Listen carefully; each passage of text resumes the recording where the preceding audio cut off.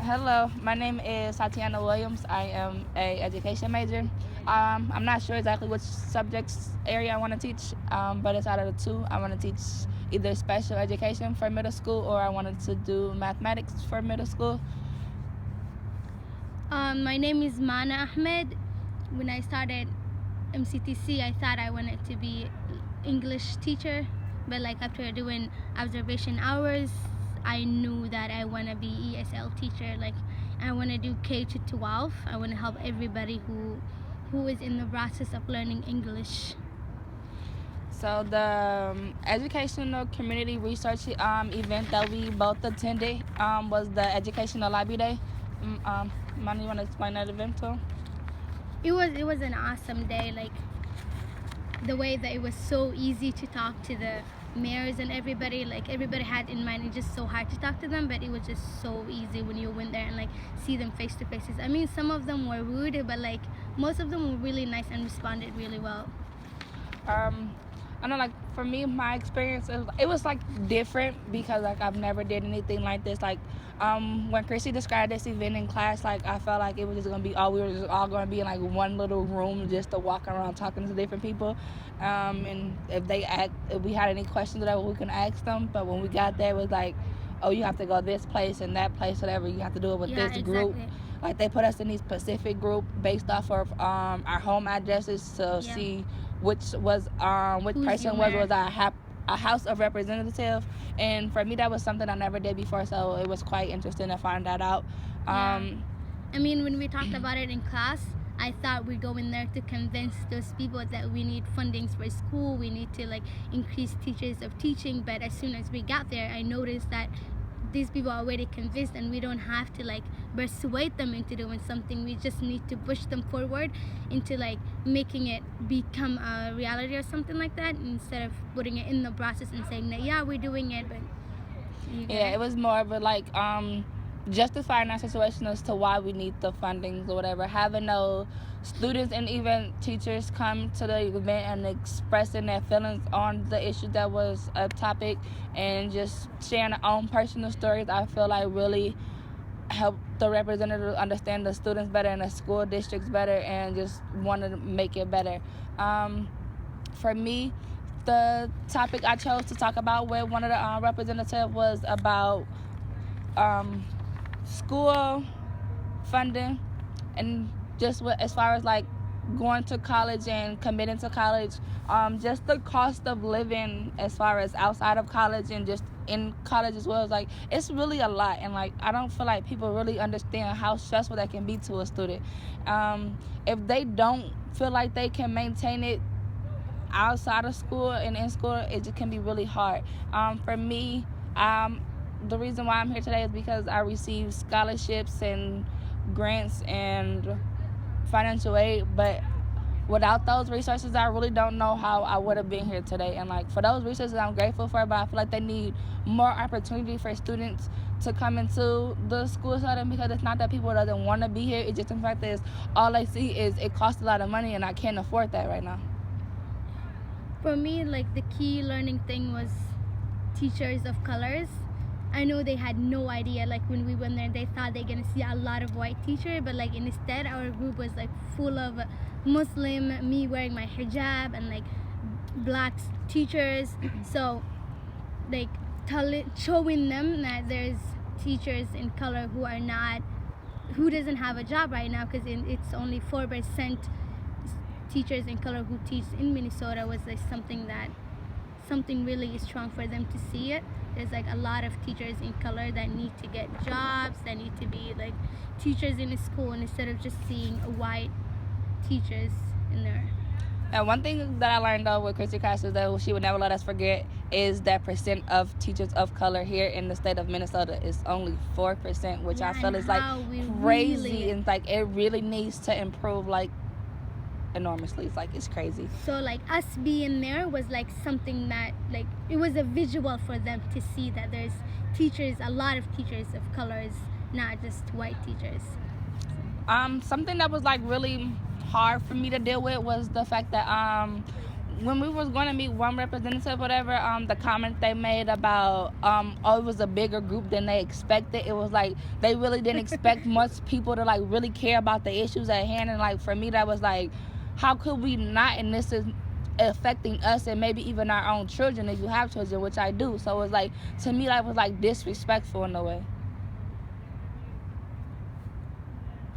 Nice. Do you want to talk about the supporting dynamic of schools? The support in schools really needs to improve.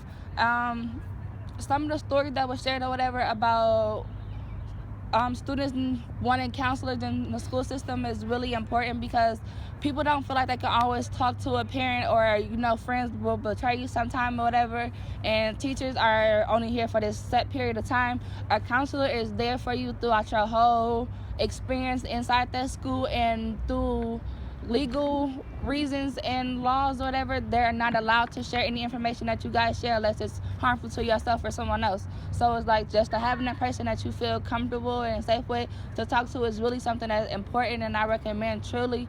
I had an awesome counselor that I'm still in communication with to this day, and probably always will be, because like that relationship is just not something that's just school-wide. It's just a lifelong experience that you have with that person, and that will like never change, and always have your best interest at heart, no matter race or anything.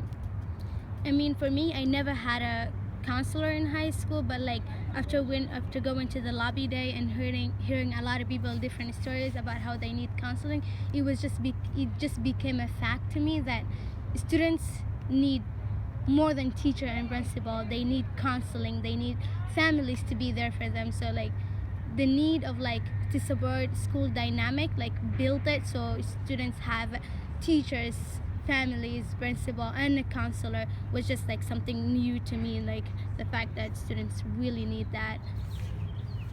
I was glad that I attended this event overall, but there were some things that I didn't like. For me, I try to be a very organized person, and this event wasn't really organized.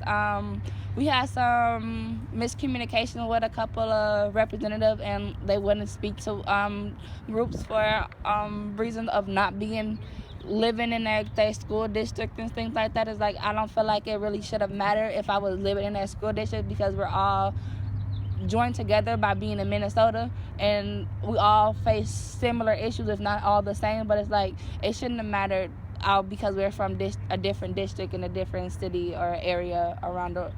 It's just like, for me, that was like really hurtful, and it's like, we came all this way just to talk to you and tell you our story, for you just to shut us down. It's like, for some people, that's like being a failure, and like for me, like that really hurt it, because like I was really looking forward to like explaining my situation to people, and it's like, to be shut down, like, do I really want to do this?